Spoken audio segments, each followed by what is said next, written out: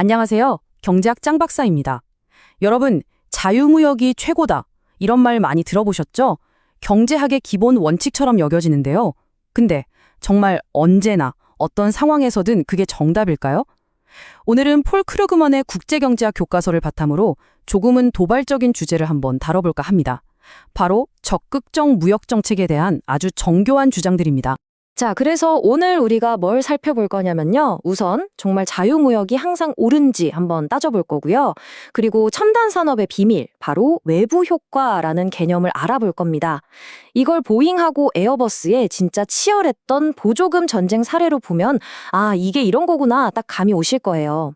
마지막엔 이론과 현실이 얼마나 다른지, 그리고 우리가 뭘 고민해봐야 하는지 함께 이야기하면서 마무리하겠습니다. 자, 그럼 첫 번째 이야기부터 시작해 볼까요? 보통 경제학 교과서 딱 펴면 뭐라고 나와요? 그렇죠. 자유무역이 가장 효율적이고 좋은 정책이다. 이렇게 배우잖아요. 근데 과연 그게 언제나 어떤 상황에서나 정답일까요? 이 당연하게만 보였던 명제에 우리 한번 제대로 물음표를 던져보자는 거죠. 여러분, 이 질문이요, 사실 굉장히 중요합니다. 어찌 보면 한 나라의 운명을 결정할 수도 있는 그런 논쟁의 시작이거든요.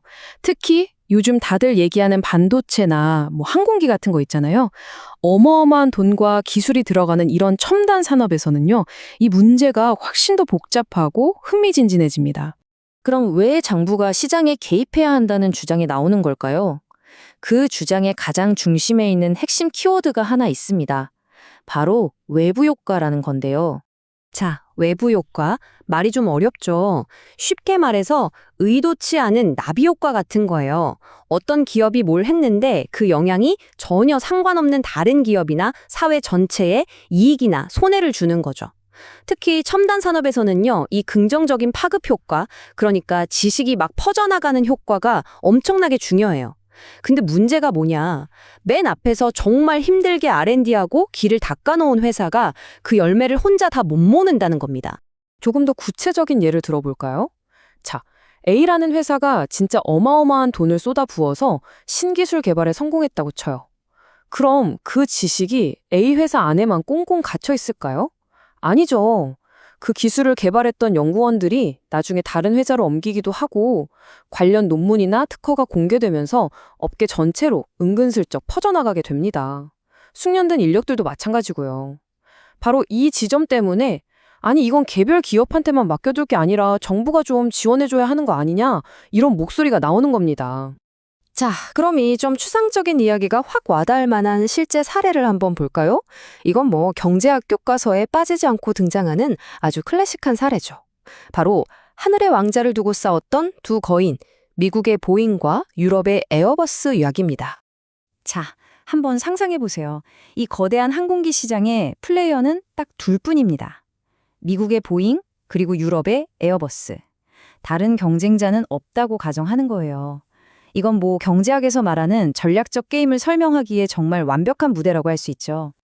자, 화면에 보이는 이 표를 한번 자세히 봐주세요. 이걸 게임 이론에서는 보상행렬이라고 부르는데요. 각자가 어떤 선택을 했을 때 어떤 결과를 얻는지를 보여주는 겁니다. 상황이 아주 재밌어요. 만약에 보잉도 생산하고 에어버스도 생산하면 어떻게 되죠? 그렇죠. 출혈 경쟁으로 둘 다 -5, 그러니까 $500만 손해를 봐요. 그런데 만약 한쪽만 생산한다? 그럼 그 회사가 시장을 독차지해서 무려 $1억 이익을 가져갑니다.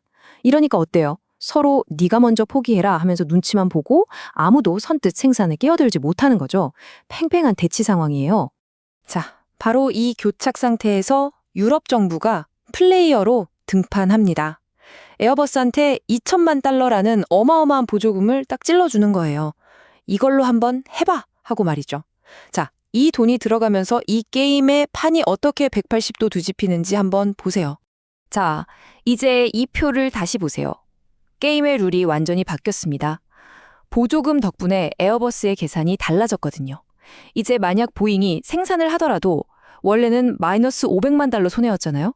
근데 정부가 $2천만 주니까 오히려 플러스 $1,500만 이익으로 바뀌는 거예요.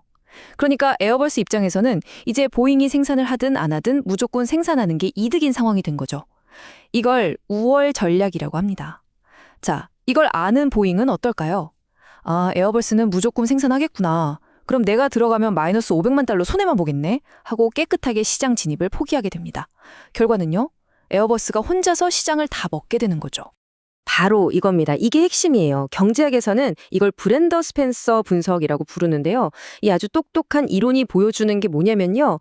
정부의 이런 전략적인 개입, 즉 보조금이 아무도 선뜻 나서지 못하는 시장 실패 상황을 해결하고 자국 기업이 엄청난 이익을 얻게 만들어서 결국 국익을 높일 수 있다는 겁니다. 야, 이론적으로만 보면 정말 완벽한 승리 공식처럼 보이죠? 근데 말이죠.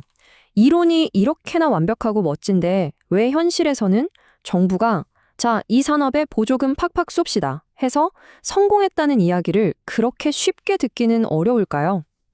분명히 뭔가 문제가 있겠죠? 이제 이론의 세계에서 빠져나와서 이 복잡한 현실의 문제들을 한번 들여다보겠습니다. 현실은요, 게임 이론의 큐처럼 그렇게 딱 떨어지지가 않아요. 여러 가지 문제가 있는데, 첫째, 정부의 문제입니다. 정부가 과연 신의 눈을 가졌을까요? 수많은 산업 중에 어떤 게 진짜 미래의 먹거리가 될지, 보조금은 또 정확히 얼마를 줘야 효과가 있을지, 이걸 어떻게 정확히 알겠어요? 둘째, 외국의 보복입니다. 우리가 우리 기업에 보조금 주면 다른 나라들이 아, 그러세요? 하고 가만히 보고만 있을까요? 아니죠. 당장 우리도 하겠다 하면서 너도 나도 보조금을 뿌리는, 결국엔 다 같이 망하는 무역전쟁으로 번질 수 있다는 거죠. 그리고 어쩌면 가장 무서운 문제, 바로 정치적 문제입니다. 이런 정책이 정말 순수하게 경제적인 논리로 결정될까요? 아니면 목소리 크고 힘 있는 특정 산업의 로비에 휘둘려서 결정될 가능성이 더 클까요? 그리고 이 그래프들이 바로 이런 논쟁이 왜 그냥 탁상공론이 아닌지 우리 삶과 얼마나 밀접한지를 보여주는 겁니다. 왼쪽 그래프 한번 보세요. R&D 집약적인 첨단 제품의 무역 수지인데 적자폭이 점점 커지고 있죠. 우리가 첨단 기술에서 밀리고 있다는 불안감을 주는 신호예요. 오른쪽은요? 제조업 고용지수입니다. 일자리가 줄어드는 게 눈에 보이죠. 바로 이런 경제적인 불안감이 정부가 손 놓고 있으면 안 된다. 더 적극적으로 나서서 우리 산업과 일자리를 지켜야 한다는 목소리로 이어지는 겁니다. 굉장히 현실적인 문제죠. 자, 그럼 오늘 이야기들을 한번 쭉 정리해 볼까요? 과연 우리는 어떤 결론을 내릴 수 있을까요? 결론은 이거예요. 우리는 아주 팽팽한 긴장감 속에 서 있다는 겁니다.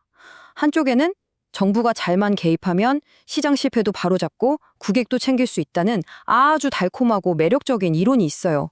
하지만 다른 한쪽에는 정보는 부족하고 보복당할 위험도 크고 정치적으로 이용될 가능성도 높은 아주 위험하고 불확실한 현실이 버티고 있는 거죠. 그래서 오늘 제가 여러분께 드리고 싶은 핵심 메시지는요. 이 문제에 쉬운 정답은 없다는 겁니다. 오직 어려운 선택만이 있을 뿐이죠. 자, 이제 여러분께 질문을 던지면서 마무리하겠습니다. 우리나라의 미래를 위해서 정부가 특정 산업을 콕 집어서 보호하고 키워주는 것, 과연 이것이 미래를 내다본 아주 현명한 전략일까요? 아니면 그 결과를 누구도 장담할 수 없는 위험천만한 도박일까요? 이 질문에 대해 한번 깊이 생각해 보시는 것, 이것이 바로 오늘날 우리가 국제 경제를 이해하는 데 있어서 가장 중요한 과제 중 하나일 겁니다.